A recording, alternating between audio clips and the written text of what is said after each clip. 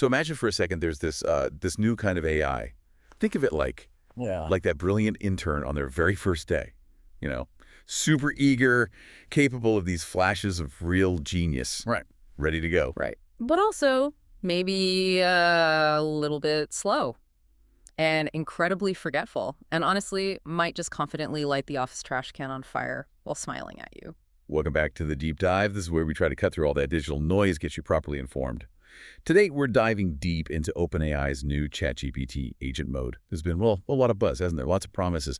Our mission here, let's strip away the hype, go past the marketing talk. We want to show you what it actually does. We'll put it through this really grueling 10-stage gauntlet of real-world tasks. Yeah, and we're going to lay out the whole roadmap for you. First up, we'll unpack what agent mode is. Fundamentally, it's a big shift. Then we'll get right into those tests you mentioned, break down the strengths, which were surprising sometimes, and yeah, those really frustrating flaws too. Can't ignore those. And finally, we'll give you a practical playbook. How you, as a smart operator, can actually use it effectively, like right now, and maybe what's coming next. Okay, let's unpack that first piece. What exactly is agent mode, beyond just, a cool name? Because it really does sound like a fundamental change from the standard ChatGPT we've all been chatting with. Oh, it absolutely is. Think about standard ChatGPT, right? It's like this brilliant conversationalist. It could answer questions, draft stuff, summarize things, but it was kind of trapped, behind that text box. Agent mode, though. It's like they've given it the keys to the car. It can actually browse the live web, not just its old training beta. And crucially, it connects directly to your personal stuff, your apps like Gmail, Google Calendar, Google Drive. This AI can now sort of think and reason through complex, multi-step tasks. And here's the kicker. It can autonomously decide, okay, I need to use the browser now, or time to check email, or let's update the calendar. It calls these tools in sequence to actually solve a problem for you. It's not just talking about the work. It does the work. And getting access seems pretty straightforward if you want to try it out. You log into ChatGPT, select Tools, and then Agent Mode. But the real magic, it sounds like, happens when you hit that Sources button and connect your Gmail or Drive, right? Precisely. Those integrations, that's the game changer. It's the difference between an AI that can talk about your schedule and one that can actually go and book that meeting right on your calendar. It shifts from just conversation to direct autonomous action. So just to put it simply, how does hooking up those personal apps really change what AI can actually do for us? It transforms AI from just a talker into an assistant that truly acts on your behalf. Okay, this is where things get really interesting. The rubber meets the road, so to speak. Yeah. We designed this, pretty tough 10-stage gauntlet, progressively harder challenges, designed to test everything from just basic web browsing all the way up to reasoning through complex multi-step problems. Right. The first challenge was what we called the travel agent test. We asked it find Airbnb listings in Toronto. Very specific criteria. 2 beds, parking, under 500 Canadian a night, entire home. And we even threw in a little curveball, logic bomb. We gave it 2025 dates, then mentioned 2024 just to see if it noticed. And it was, pretty impressive, actually. It spotted the date issue right away, asked us to clarify. Then it intelligently defaulted to the future date, which made sense. It methodically clicked through all the filters on the Airbnb site. It even went the extra mile to check the total price, including all the fees. Okay, there were some broken links initially, maybe a little v1.0 bug, but overall, it put the results in a nice clean table. Felt like a promising start. Competent, maybe a little green, like a new assistant. We gave it an A-. Yeah, A-. But right after that strong start, we push it harder with the data scientist test. The mission here was to do a Google Trends comparison for NAN, Make.com, and Zapier over 12 months, and crucially extract the raw data. Usually that's like a downloadable CSV file, a spreadsheet format. And this is where it started to show off. And then kind of stumble. It opened its own internal computer terminal, like inside its environment, downloaded the raw CSV data, started its own analysis. Incredible, right? The capability was clearly there. It could work internally. But then, like a brain freeze. After doing all that work, it completely forgot the data it had just analyzed. We actually had to manually copy and paste it back to the chat for it. Wow. Yeah. So this guest really highlighted that impressive ability to use internal tools, but also this critical weakness. It's short-term memory. It can do these complex steps, download, analyze, but then just lose track. So its working memory isn't quite there yet for these longer chains of tasks, unless you tell it explicitly to hold on to something. Exactly. Baffling memory loss. We gave this one a warning symbol. Okay, next up, the market analyst. We wanted average listing prices, average rental prices for 3-bedroom homes in Orlando, Florida, across the big real estate sites. And it started off perfectly. Browsing Zillow, applying the filters, looked good. But then it took a lazy shortcut. Instead of digging into actual listings for primary data, it just started pulling generic, kind of outdated rental data from random external blogs. Mixed it all together. So it didn't stick to the main sources. No, it showed us something important. If you give it vague instructions, it seems to optimize for the easiest path, not always the most accurate or thorough one. It really needs hyper-specific, almost micromanaged instructions, like you said, a contractor's blueprint, to get precise results. Another warning. Right. Okay, following that, the SEO strategist task. Generate SEO blog ideas, use keyword tools, analyze the top-ranking content out there. This one was, frankly, a complete train wreck. Just didn't work. It spent ages trying to find free online tools. Yeah. Then it just seemed to get bored. It went on this random browsing spree, totally unrelated websites. The final report was useless. So it couldn't navigate that kind of research task. Not really. It made it crystal clear. You absolutely must give it direct URLs, links to the specific tools you want it to use. Expecting it to navigate complex research like a human, that's just setting yourself up for disappointment right now. Big red X on this one. Okay, and the last one in this first batch of tests, the supply chain scout mission. Find top-rated suppliers on Alibaba.com. Apply specific filters, collect detailed data on them. It hit a roadblock pretty quickly. One of those "Are you a robot?" kept TCHA screens. Happens all the time, right? Yeah, common hurdle. But instead of just saying, "Hey, I'm stuck, can you help?" which any decent assistant would do, Yeah. it just gave up. Abandoned the main mission entirely. It defaulted back to doing generic web research about suppliers, totally missing the point. So it doesn't know how to ask for help when it hits those common web obstacles. Right. Like HTTPTCOJs or login pages. Exactly. A major flaw in its error recovery. Doesn't handle roadblocks well yet. Another fail. Okay, so looking back at just these first 5 kind of foundational tests, what was the biggest, most consistent surprise for you? What really stood out? I think it was the contrast. These flashes of genuine genius, often completely overshadowed by surprisingly simple but really frustrating failures. Okay, let's move on then to the more complex challenges. This is where we started to see Agent Mode's true sweet spot emerge, and also what felt like the final boss level. Right. Test 6 was the global expansion strategist. The mission here was to do market research. Should an e-commerce business expand into Australia or the UK? Pretty open-ended. And this turned out to be the agent sweet spot. It was really good at this. It methodically opened up multiple browser tabs, gathered data on market size, consumer habits, competitors across lots of different sites. And what was really cool was what you called the open kitchen policy. You could literally watch its screen as it worked, see the whole process unfold in real time. Yeah, that visual transparency, it really builds trust, doesn't it? You see what it's doing. Definitely. And this task was perfect for it. Pure open-ended web research, information synthesis. No tricky logins needed. Solid pass. Then we had the corporate spy mission. Sounds dramatic, but it was practical. We asked it to analyze the talent acquisition strategies of some SaaS competitors, Asana, Monday.com, ClickUp. Specifically, by finding and extracting their open job roles from their career pages and maybe LinkedIn. How did it do? It performed like a seasoned pro on this one. It was impressive. It flawlessly navigated all those different career pages, even the really dynamic ones, with lots of JavaScript that often trips up simpler tools. Oh yeah, those can be tricky. Right. And it precisely extracted the data we asked for. The output. A perfectly formatted, downloadable CSV file. Ready to use. Wow, so it actually beat out some dedicated scraping tools? In a way, yeah. Because it could visually understand the layout of the web page almost like a human does, not just reading the raw code. Right. Another clear pass. Okay, next, the AI chief of staff. This is the one we started calling the Voltron moment, right? Exactly. This was the most complex mission yet.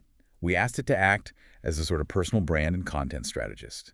It needed to analyze expertise based on documents in Google Drive and emails in Gmail, identify relevant market trends from the web, propose content ideas based on all that, and then actually schedule writing sessions on Google Calendar, all connected. And this is where it really came together. It really did. It felt cinematic, almost. It scanned private data from Drive, did live web searches for trends, cross-referenced the calendar, scheduled the sessions. No hitches. Whoa. Just imagine scaling that kind of multi-app integration. Billions of queries a day for big companies. That's genuinely incredible when you think about it. It really is.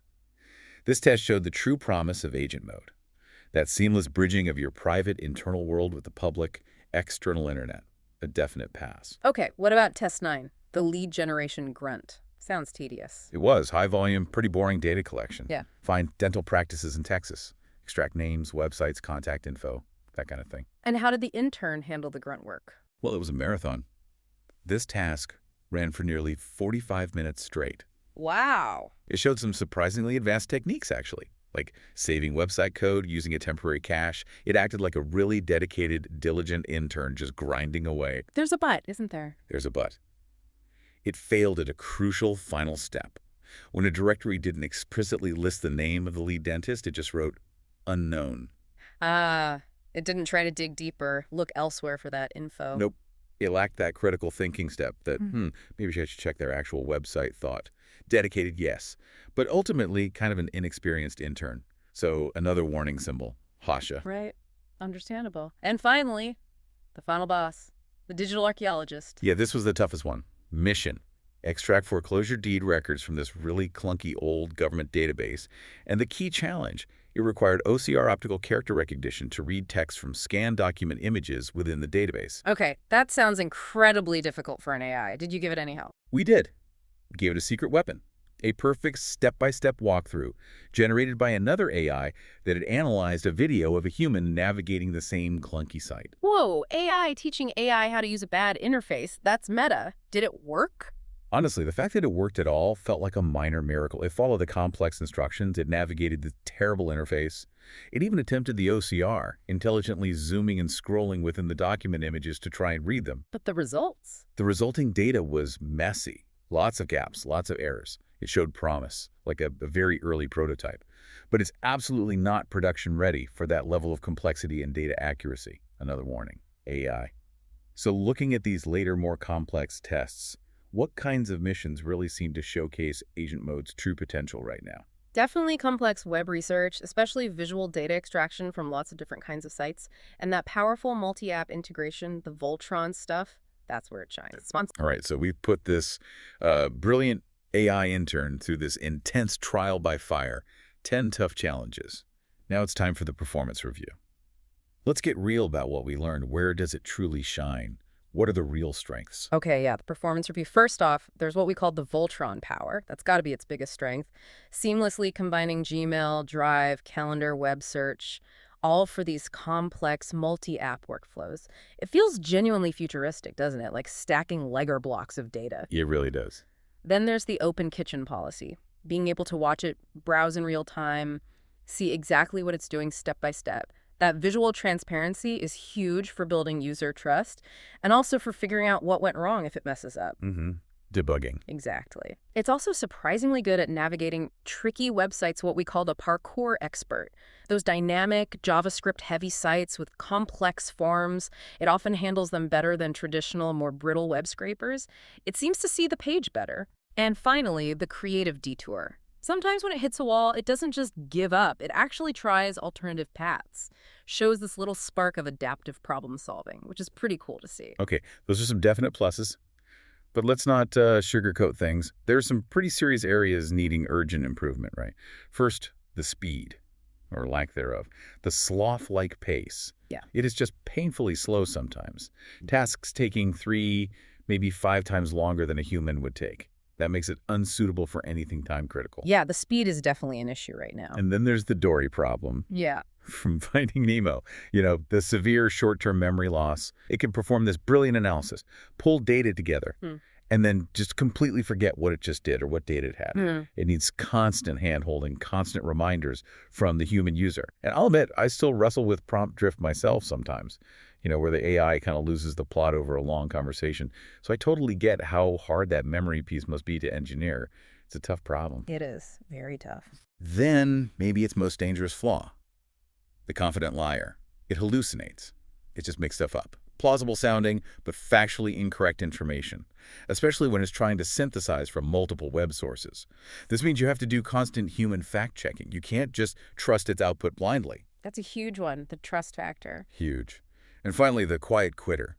That poor error recovery we saw. Yeah. Faced with a simple CAPI-CHA or a login screen, instead of asking for help, it often just abandons the core task and does something else easier.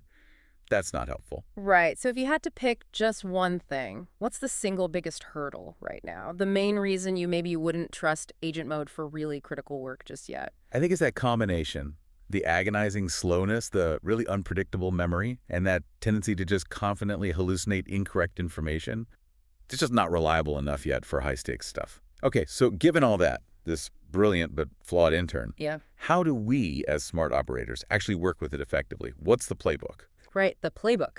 The art of the command your prompting strategy is absolutely critical here, more so than ever. First, we recommend the inception prompt strategy. Basically, use regular ChatGPT, which is good at language, to help you write the complex, super detailed prompts for agent mode. Don't just try to wing it. Okay, use AI to prompt AI. Makes sense. Exactly. Then the GPS coordinate principle. Always provide direct URLs. Links to the specific tools or pages you want it to use. Don't make it search around. Guide it precisely. Got it. No vague destinations. Nope. Third, the contractor's blueprint. Be extremely specific about the output you want. What exact data points? In what precise format? I need a table with 3 columns labeled X, Y, and Z. That level of detail. Okay, meticulous instruction. Meticulous. Okay. And finally, maybe think about setting some Asimov's laws for it. Clear boundaries, define what success looks like, define failure, tell it when it should stop and ask for human help, and list forbidden actions, like explicitly say, do not make any purchases. Right, setting those guardrails. Good advice. So, based on the tests, what's the current verdict on gonna go missions? Where should people feel comfortable using agent mode now, and where should they absolutely hold back? Okay, greenlight missions, things you absolutely can use it for right now, definitely include that visual web research and market analysis stuff it did well on. Also, those multi-app workflows, the Voltron tasks connecting Drive, Calendar, Web, and maybe complex website navigation for like one-off data extraction tasks where speed isn't critical. So its current sweet spot is really as this more visual, more integrated, powerful, deep research assistant where you can watch it work. Exactly. High transparency, good for complex info gathering. And the red light missions. Yeah. Where is it just not ready yet? Definitely anything time critical just because it's too slow. High accuracy data extraction is risky because of that hallucination problem. And probably any task that requires really strict, perfect formatting in the output because it can still be a bit messy there. Okay, makes sense. Looking ahead, though, agent mode really feels like a version 1.0, right?